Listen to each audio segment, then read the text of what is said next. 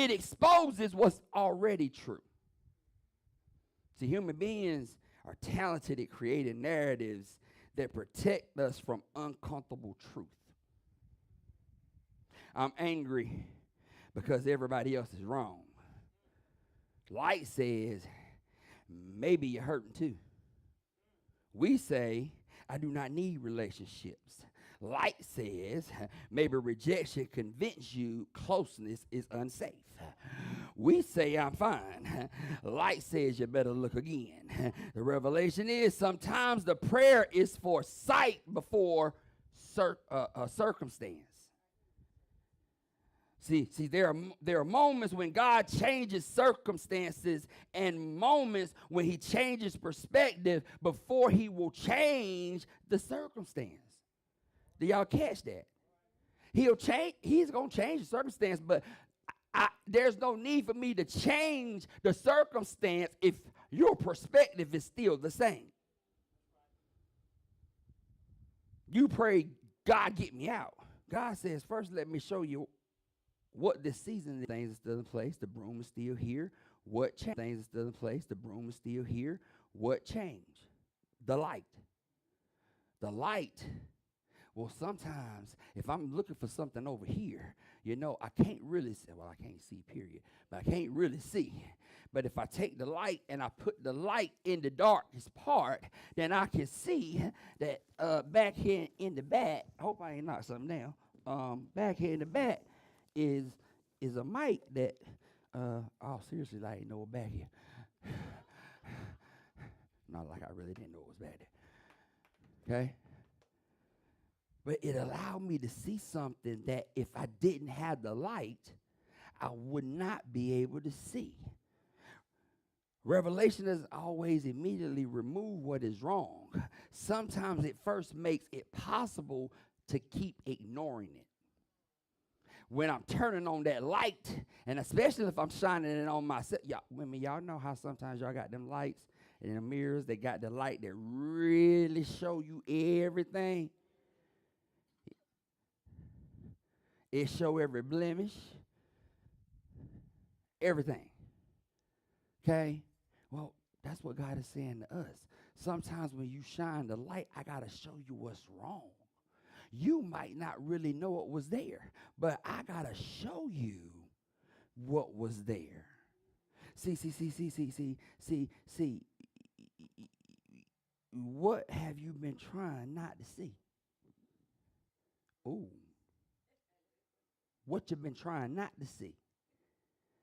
What do you already suspect but keep looking away from? You know you need some rest, but you saying after this week. You know the relationship is unhealthy, but loneliness keeps redefining dysfunction as companionship. You know your prayer life is shallow, but activity makes you feel spiritually productive. God says today we are turning on the light. Somebody say turn on the light. And we got to ask God, search me. Psalms 139, 23 and 24 says, search me, O God, and know my heart. Try me and know my anxieties and see if there is any wicked in me and lead me in the way everlasting. David prays, search me, O God. This is one of the bravest prayers in scripture because David essentially saying, God, show me what I can't see about myself. Not search my neighbor, not expose everybody against me, but search me. Lord, don't just change it, show me. Because if you don't show me, I might miss it again. See. Do not just deliver me from the pattern, show me how I entered it. Don't just fix the argument. Show me what is underneath my response. Don't just restore my joy. Show me what was draining it. Because God exposes for restoration, not humiliation. Somebody needs to hear that. Some people fear the light because they experience exposure without love.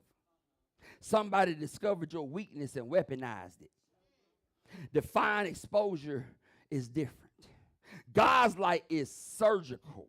He reveals what he wants to heal. Isaiah 42:3 says, a bruised reed he would not break. A smoking flax he will not quench. He will bring forth justice for truth.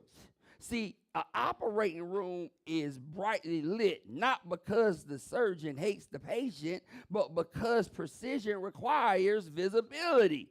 You do not want a surgeon saying, turn down the lights, because the patient is uncomfortable. No. He better turn on every light. Every light.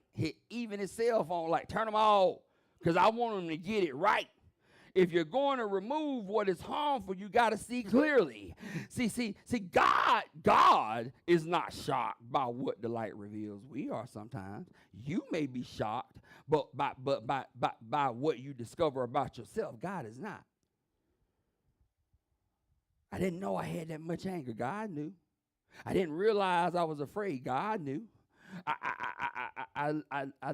The light did not inform God. Everybody understand that? It informs you. He knew before you turned the light on and loved you anyway. Somebody ought to start shouting right there. He knew before. Listen, the light didn't make it dirty. When the light comes on and you see dust, the light does not create the dust. It revealed it. Counseling didn't necessarily create your pain. It may have revealed what was already there. A hard conversation may not create dysfunction. It may expose what everybody had learned to step around. Don't blame the light for what the darkness allowed you to hide. See, there's a difference between conviction and condemnation. Conviction says this needs to change. Condemnation says you can never change. Conviction points to behavior and calls you towards God. Condemnation attacks identity and drives you away. Conviction may hurt, but it carries hope. And don't turn the light back off, because you know a lot of times, y'all know how it is. You find out something, then you turn the light back off. Because what I found, I actually like. It's wrong, but I like it. It's easy, but I like it. So I'm going to turn the light back off. No, you got to leave the light on, because it's in the lost and found. Okay? Once God reveals a pattern, don't turn the light off. Once he shows the boundary, the wound, the pride, the relationship, the need for help, do not punish the answer to your prayer. You prayed, Lord, show me. Now he's showing you, stay in the light. Somebody say, step into the light, Carol Ann, step into the light. But then we got to learn how to sweep the house. Because, see, the woman had admitted something is missing. Now she got the light on. Now she can see the dust, she can see the corners, she can see the furniture, she can see all the obstructions. We love light because it sounds beautiful, but after light comes a broom. You know, sometimes you walk up and you turn the light on and all the roaches start getting, never mind. Sometimes God has to disturb the house to recover what got lost inside it. Can somebody catch that? Sometimes he's got to be going back to 8 and says, and sweep the house. Somebody say, sweep around your own front door before you try to sweep around mine. Problem is we've been sweeping around everybody else's door and ain't swept our own. We light the lamp. We light the light. The light's pretty. It's spiritual, revelatory. But Jesus says the woman swept. And once God shows you something, you have to decide what you're going to do with what the light revealed. See, a broom does not ask permission from the dust. The broom does not negotiate with the dirt. A broom disturbs whatever has settled. Somebody may understand why life has felt unsettled lately. It may not be because God abandoned you. It may be because God is sweeping. See, sometimes God must disturb what has settled. Did y'all catch that? See, watch this. Move a piece of furniture that's been in the same place for a long time. And suddenly, it's going to be some dust, some dirt, some receipts, some money, some things you forgot you own. The mess did not begin when you moved the furniture. The movement revealed it. Sometimes God starts moving things and we blame the movement for the mess. But the movement did not create it. The movement uncovered it. Listen, healing can look messier before it looks better. As long as you don't talk about it, you can convince yourself you're fine. Then somebody asks the right question and you start crying. The question didn't create the pain. It uncovered it. As long as you stay busy, you can outrun your thoughts. Then life slows down and your emotions start to surface. Rest did not make you emotional. Stillness gave your heart room to speak.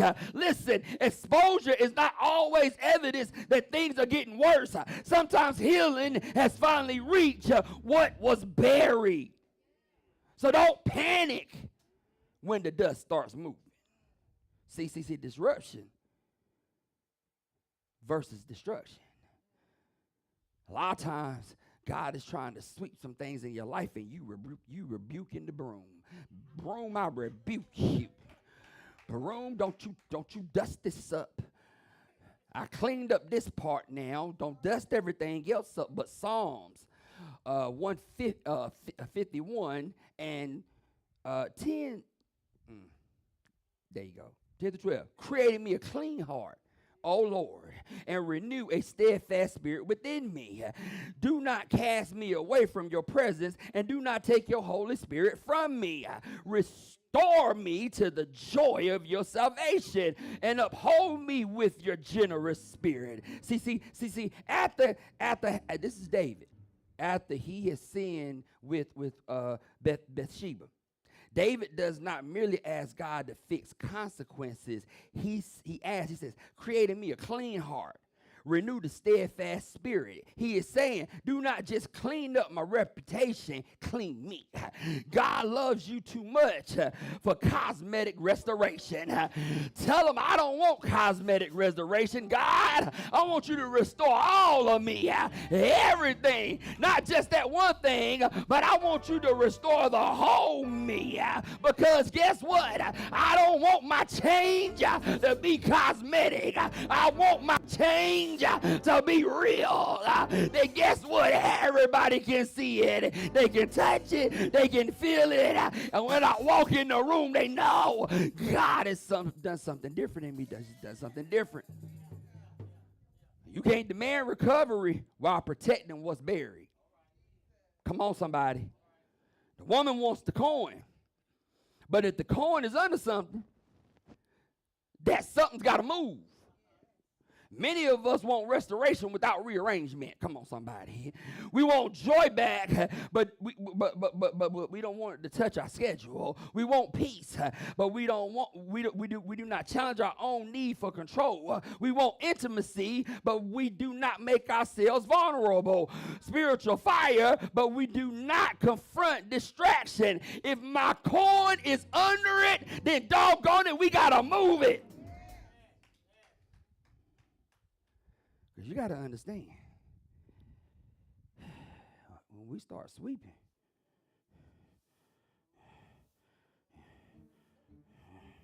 it start changing some things. Things that, because you know, this one of them floors that you can't really see. You can't really see the dirt until you start sweeping. You start sweeping a little bit, and then all of a sudden, you start seeing stuff oh my God, okay, hold up. It's something there. It's something there. But when you start sweeping, y'all, you got to understand. I got to start sweeping. Sweeping sometimes has to change the room. Because, see, watch this. If y'all notice, I did what we call a surface sweep. I swept what was already clear. Y'all catch that? See. But real sweeping changes the room. Things got to shift. Dust rises. The room may temporarily look worse, but the object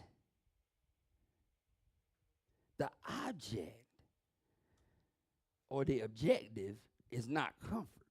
The objective is recovery. See, understand this. What protected you then may imprison you now. Did y'all catch that? What you protected then may imprison you now. Not everything that needs moving is always bad. Sometimes a response that helped you survive one season becomes the obstacle in the next. Protection can become a prison if it never gets updated. Somebody say, update me. Hyper-independence. Repeated disappointment taught you, I do it myself. That made you resourceful, but now you cannot receive help without feeling weak. What made you strong in one season may be making you lonely in another. Constant busyness. Staying busy may have helped you avoid feeling, but activity can become anesthesia. When the calendar is full enough, the soul can disappear beneath it. You don't have to hate who you became to survive, but you do have to ask whether that version of you still serves God's purpose. See, I survived, now I want to live. Oh, somebody should. I survived, but now I want to live. I'm grateful. I survived the heartbreak, but I'm ready to love again. I survived the disappointment, but I'm ready to hope again. I survived the rejection, but I'm ready to stop rejecting myself first. I don't just want to get through. I want to be made whole. I survived, but now I want to live. Somebody shout, Lord, I want to live. I want to live. John 10 through 11 says, the thief does not come except to steal and kill and destroy. And I have come that they may have life. They may have life. They may have life. Somebody shout life. And that they may have it more abundantly. I'm the good shepherd. The good shepherd gives his life for the sheep.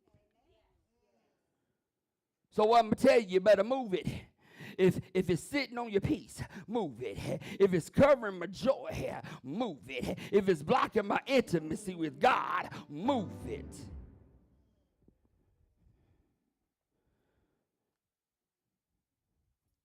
I'm sweeping. Move your foot, Mom. Hold up. Because I can't, because we'll sweep right here. But we won't get up under the chair. But if I move something, move that for me. Wait. Whoa. Uh-oh. Wait a minute. I moved something. Guess what, y'all? And I found my joy. See, it says joy. Anybody ever been looking for this? Anybody still blessed but can't remember the last time you were genuinely joyful? Anybody so busy surviving that you forgot what it feels like to delight in life? David prayed, restore to me the joy of your salvation. Notice he still knew God, but he asked for his joy back. You can have salvation and still need joy restored. Joy didn't leave the room. Guess what? It just got lost under the chair. Joy didn't leave the room. It got lost under the hurt. Joy didn't leave the room. It just got buried under something else. But when you begin to sweep, somebody shout, I got to start sweeping. Then guess what? I can find my joy. See. See, the first item, recover. Joy. That is enough to prove something. It proves what has been buried can be recovered. The woman has lit the lamp. She has swept. Things have been moved. We found joy. But Jesus says she searches carefully. Y'all hear that? Carefully. See, valuable things deserve intentional searches. See, somebody better understand that. You look in places other people ignore. And this is where the sermon starts being about what you lost and becomes about how you handle people who are hurting, buried, overlooked, and sitting beside us. Oh, y'all didn't catch that. We talking about the church now. Because see, we got to start searching carefully, because a healthy house, the house of God, knows how to search. See, right there in John, we're going to keep going right there in Luke 15, 18, at one verse, and search carefully until she finds it. The woman has acknowledged the loss, turned on the light, swept the house. But Jesus does not say she waits for the coin to roll up. He says she searches carefully, not casually, not occasionally, but carefully. See, the way you search for something tells me how valuable you believe it is. See, lose a penny and you may shrug. Lose your phone and everybody gets involved. Lose a wedding ring and the whole room changes. Value determines intensity. See, you gotta, careful love pays attention. Careful love pays attention. One of the greatest dangers in life, y'all, is being surrounded by people who see you but do not notice you. They see your body, they see your name, they see your position, they see your smile, they see your attendance, but they don't notice your change. They did not notice that you got quieter, that you stopped volunteering, that you stopped laughing, or that I'm good sounds different. See, careful love is not noisy or controlling. Careful love says, you do not seem like yourself. Are you okay? And if the first answer is I'm fine, careful love, godly love, that agape love, that God of a first, second, third, fourth, fifth, sixth, seventh, eighth, ninth, 10th, 100th chance love may gently ask again. Some people are waiting to see whether anybody cares enough to ask twice. Don't let the crowd make you miss the coin. See, talk to the person who feels unseen. Because there's a difference between being needed and being known. People may know what you can do, what role you can fill, what problem you can solve, but do they know you? More importantly, God does. See, he sees the tears you wiped before coming in, the nights you stayed up and you couldn't sleep, the effort it took for you just to get up and get dressed this morning. You're not invisible to God. See, what we've got to develop as a body of Christ is called a second question ministry. That's right, a second question ministry. Ask somebody, how are they? If something in their answer feels off, ask again, compassionately. Are you sure?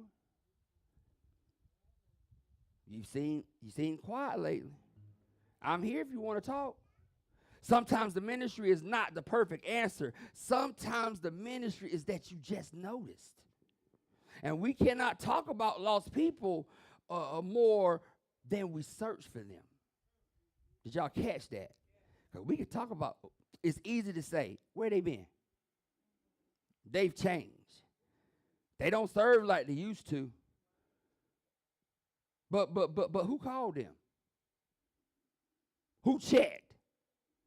Who sat with them? Who listened without immediately starting to preach? Stop discussing what you won't help recover.